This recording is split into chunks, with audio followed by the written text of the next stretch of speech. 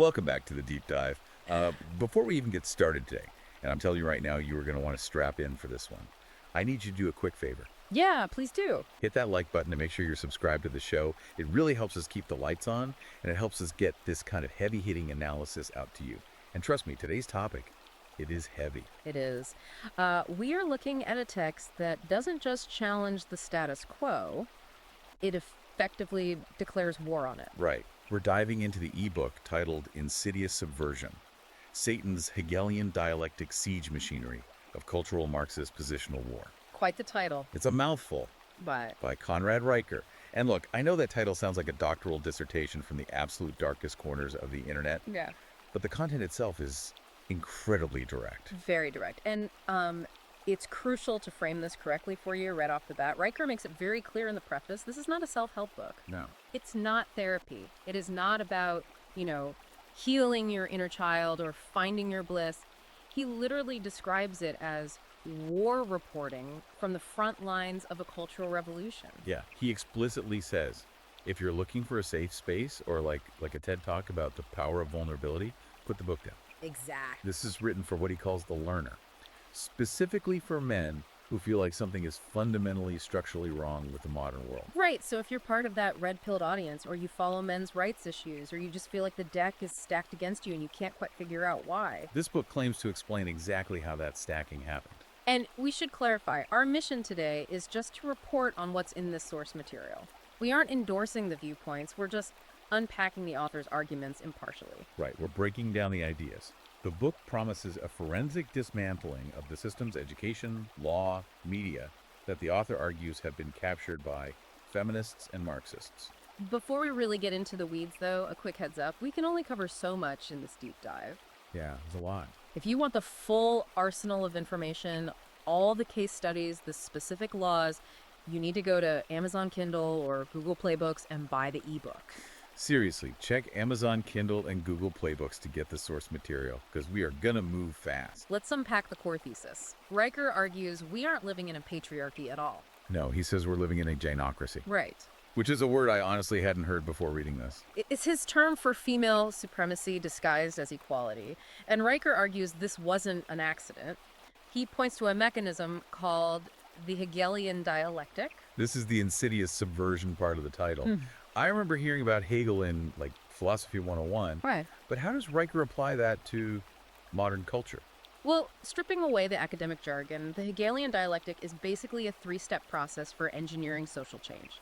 Thesis, antithesis, synthesis. Okay. Riker argues the modern application is step 1, create a crisis, whether that's gender, race, climate. Right. Step 2, manufacture a victim. And step 3, offer a solution that permanently shifts power. And his argument is that the solution always shifts power away from men. Exactly. The synthesis, the final result, is always a transfer of authority and resources from men to the state or to female-centric institutions. And this creates what he calls the double bind for men, which I found really relatable to what a lot of guys talk about online. Oh, absolutely. It's this idea that you're trapped no matter what you do. The book lays it out clearly. Men are told to be sensitive, right? Open up, share your feelings. But then they're mocked for it. Exactly. They lose status with their partners when they actually show vulnerability. Yeah, and on the flip side, they're told to be providers. Man up, work hard. But then they're punished for being absent fathers or taxed heavily for working too hard. Or told to check their privilege in the workplace while simultaneously losing their rights in family court. Riker says it's a game where the rules change in real time depending on what makes the man lose. And he insists this isn't just random bad luck, it's institutional capture. He's talking about schools, HR departments, the legal system. Understanding the history of our institutions before they were captured is a huge theme here. Right, and I want to structure this chronologically, basically tracing the life of a modern man as Riker sees it, because it starts early. It starts in the classroom. Chapter 3, The Schooling of Submission. This is a tough section. The author argues that modern education treats boys essentially as defective girls. Defective girls. Wow. Yeah, he says the system pathologizes normal male behavior energy, competitiveness, rough and tumble play, and tries to medicate or discipline it out of existence. He gives some wild examples, like the 7-year-old in Oregon. Oh, in Beaverton. Right. He got suspended. For what?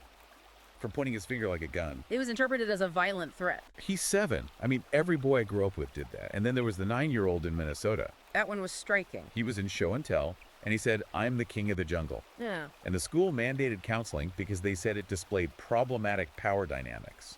It's the reframing of imagination as pathology. Riker points out this is part of what he calls the no bullying complex. But isn't stopping bullying a good thing? Like, inherently. In theory, sure. But Riker argues that anti-bullying measures have been weaponized to rebrand normal male hierarchy behaviors, teasing, wrestling, dominance displays, as abuse. I see. So by criminalizing normal male conflict resolution, you stun them. Exactly. You don't teach them how to handle confrontation. You teach them to run to an authority figure, usually a female teacher, to solve it for them. And the statistic he cites is fascinating. Boys in single-sex classrooms have 40% fewer behavioral referrals. Wait, 40% fewer. So they aren't actually bad kids. Yes. The argument is they aren't behaving better per se, but they aren't being misjudged by female teachers who interpret male energy as a threat. When you remove the gynocentric gaze, as he calls it. Right. In a male-only space, they're just boys. They understand the hierarchy. But in the mixed system, they are labeled toxic. And then you have SEL, social emotional learning. I see this acronym everywhere now. Riker calls SEL psychological warfare. He argues it's designed to turn boys into anxious, compliant husks. Because it forces them to articulate feelings in a way that's unnatural for many boys, rather than teaching stoicism or resilience. It rewards those who can mimic the emotional language preferred by female teachers. It's training for submission, not leadership.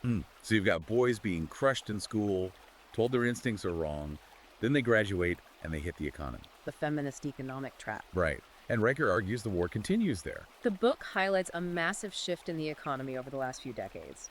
The destruction of male-dominated industries. Manufacturing, steel, mining. Jobs where physical strength and risk-taking were actual assets. They've been replaced by the rise of the female-dominated public sector and service economy. And the book claims this isn't just market forces doing their thing. Riker argues it's policy. He says female employment is treated as a moral imperative by governments, while male displacement is just ignored. You have quotas for women in boardrooms, massive initiatives for women in STEM. But no one is asking for quotas for men in nursing, HR, or teaching. So the economic floor falls out from under men. But let's say a man navigates that. He gets a job, gets married, has kids. Then he runs into the buzzsaw of the family court system. Legal kidnapping. Yeah, he does not mince words there. This is probably the most visceral part of the book for fathers. He breaks down the best interest of the child standard. It sounds great on paper. Who could argue with that? But Riker claims it's a blank check for maternal preference. It allows judges to use vague criteria to justify giving custody to the mother, regardless of the father's fitness. And he brings up a specific law in California, AB 1298. This one absolutely terrified me. The adult child support law. Yes. Child support accruing indefinitely for adult children. Under this law, child support can continue even after the child turns 18 if the adult child claims emotional dependency. So a man becomes a walking ATM for a capable adult. Simply because the mother or the child claims they aren't emotionally ready to be independent. It's financial warfare disguised as care. And it's not just family court, it's the whole legal framework. He talks about Title IX on college campuses. The concept of guilty until proven rich. That phrase alone is brutal. That's a reference to the erosion of due process. In these campus Title IX tribunals, the standard of evidence is incredibly low. Preponderance of the evidence. Which basically means 51% likely. Not beyond a reasonable doubt. Right. Riker cites the University of Michigan case, where a student was expelled based on a single handwritten note from an accuser who later admitted she lied. And the Harvard student suspended for a text message. The theme is survivor-centered justice, which the book argues is just code for bias against men. If you are a man accused, the machinery is designed to chew you up before you even get a chance to speak. It's heavy stuff. And what's interesting is that Riker says, to understand this, to understand how institutions got captured like this, you have to look at history. Chapter 14, the suffragette myth. We're taught that the history of women's rights is this peaceful, noble struggle. But he completely flips that script. This is going to be controversial for a lot of people, but Riker insists on looking at the primary sources.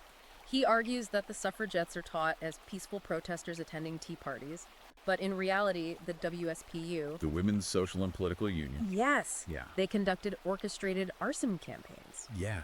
He lists them out. Burning down cricket pavilions, golf clubhouses, even churches. And the 1912 smashing of West End shop windows, including Harrods, Riker flat out calls them terrorists. And his point here is to draw contrast. Right? Yes. He compares these wealthy women destroying property to the working class men who were dying in the trenches of World War I. That's the earning the vote argument. Exactly. Men got the vote largely because they were conscripted to die for the state. That was the trade. You risk your life, you get a say in the government. But women, according to Riker, got the vote through a campaign of violence and public shaming, without the corresponding sacrifice of military service. And he creates this visual contrast between the statue of Emmeline Pankhurst and Winston Churchill. Oh, right. The statue of Pankhurst, who orchestrated bombings, stands tall in London.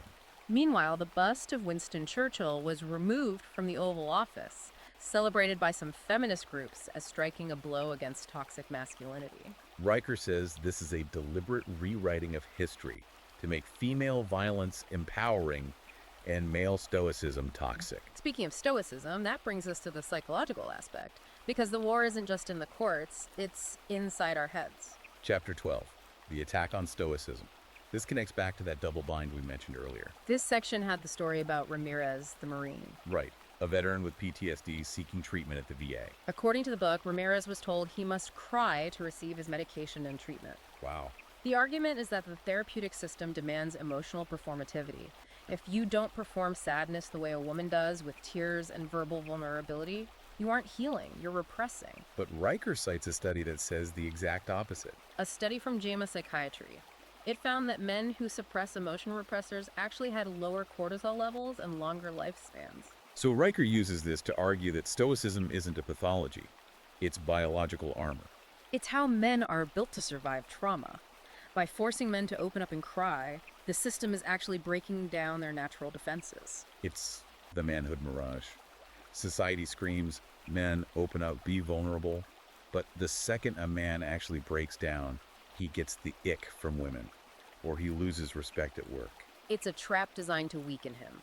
And Riker expands this trap to the entire planet in his chapter on environmentalism. The cult of environmentalism. Misanthropy with a recycling bin. That's the line that stuck with me.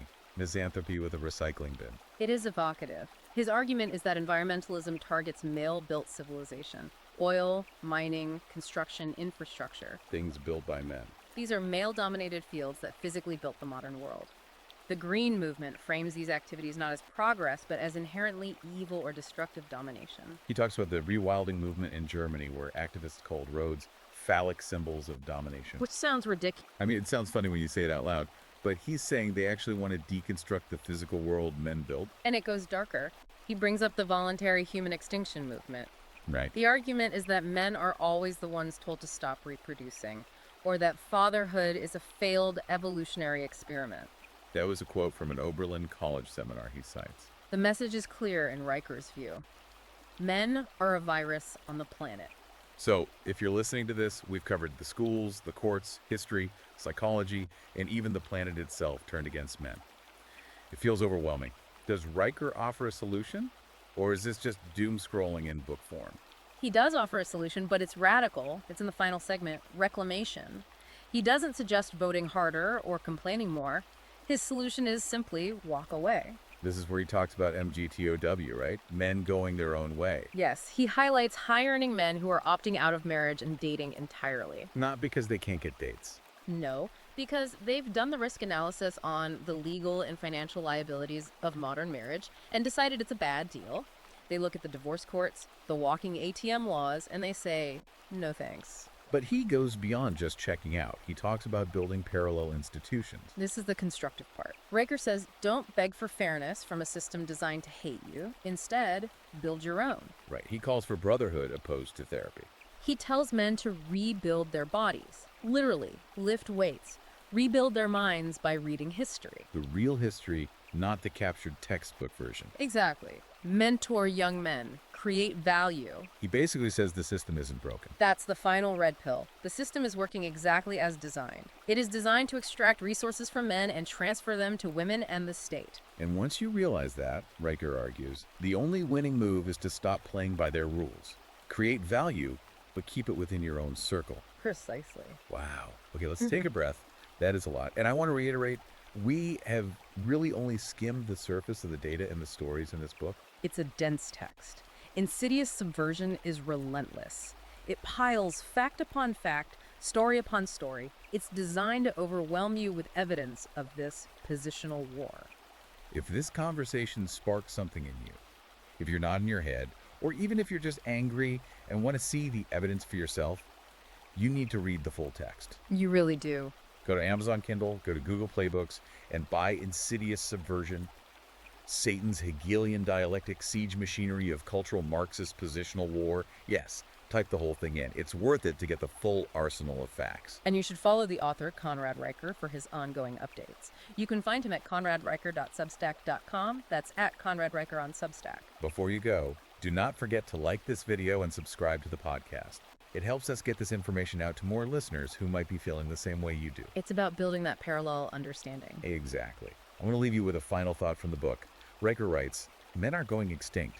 We're waking up. The system cracks when enough of us do. Powerful words. Think about that. And maybe ask yourself, if you did walk away from the systems you rely on today, what parallel system would you build tomorrow? We'll see you in the next deep dive.